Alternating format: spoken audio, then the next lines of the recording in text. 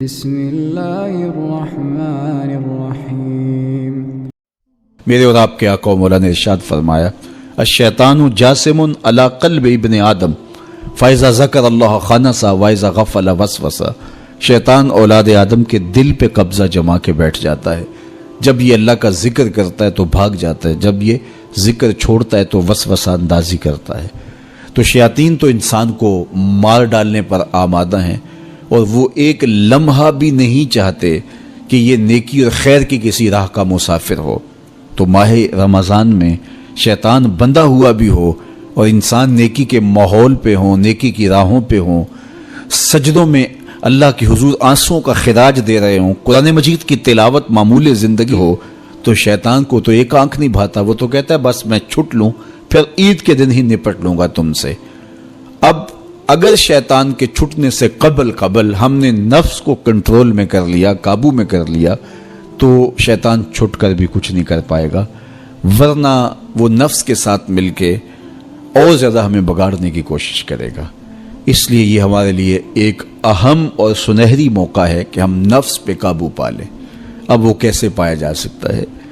روزہ نفس کو کنٹرول کرنے کا ایک مؤثر ذریعہ ہے، خود روزہ نفس امارہ کو قابو کرنے کا ذریعہ ہے۔ ایک زمانہ تھا، ایک درخت کو لوگ پوجنے لگے، تو وہاں ایک صوفی تھا، عبادت گزار تھا، شب زندہ دار تھا۔ اسے پتا چلا کہ لوگ درخت کو پوج رہے ہیں، تو اس کے دل میں بڑی غیرت جاگی، توحید کی غیرت ہوتی ہے، وہ جاگی اور وہ کھڑا ہوا، اس درخت کو کاٹ دوں گا جس کو لوگ اللہ کا شریک سمجھ رہے ہیں اور پوج رہے ہیں۔ ہاتھ میں کلہاڑا پکڑا اور اس درخت کو کاٹنے کے لیے نکلا۔ راستے کے اندر شیطان کھڑا تھا، اس نے کہا میں تو نہیں جانے دوں گا، اور شیطان نے راستہ روکا، اس نے پٹک کے شیطان کو زمین پہ مارا اور اس کی چھاتی پہ بیٹھ گیا۔ شیطان بہت مکار ہے اور وہ ہر ایک کو ایک طریقے سے نہیں لوٹتا، اس کے بڑے مکر و فریب اور دجل و تلبیسات ہیں۔ اس نے دوسرا طریقہ اختیار کیا، اس نے کہا جناب آپ عبادت گزار ہیں، تہجد گزار ہیں، شب زندہ دار ہیں، آپ درخت کو کاٹیں گے، لوگ آپ کے مخالف ہو جائیں گے، پھر آپ کو ان کے مقابل کھڑا ہونا پڑے گا، اور سویرے شام لڑائی ہی لڑائی، آپ کی عبادتوں کے وقت میں خلل آئے گا۔ تو آپ نے ان کی قبر میں تھوڑا جانا ہے، آپ کی قبر اپنی ہے، ان کی قبر اپنی ہے، آپ چھوڑیے ان کو۔ اور ساتھ ہی کہا کہ جب آپ مصلی اٹھایا کریں گے تو نیچے سے ایک درہم مل جایا کرے گا آپ کو، تو آپ اس سے اپنے کھانے پینے کا انتظام کر لیا کریں گے اور آپ فارغ البال بھی ہو جائیں گے۔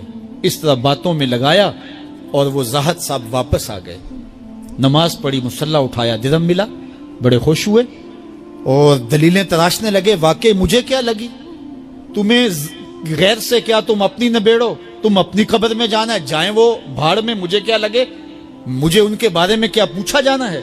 نمازیں پڑھتا ہے، ہر نماز کے بعد مصلی اٹھاتا ہے تو ایک درہم ملتا ہے۔ کافی دن گزر گیا، دل بھی آہستہ آہستہ مردہ ہو گیا۔ ایک دن مصلی اٹھایا تو کوئی درہم نہیں نکلا، پھر دوبارہ کلہاڑا اٹھایا، اٹھا، راستے میں پھر شیطان کھڑا تھا، کہا کدھر جا رہے ہو، کہا درخت کو کاٹنے جا رہا ہوں۔ شیطان نے کہا میں تو نہیں جانے دوں گا۔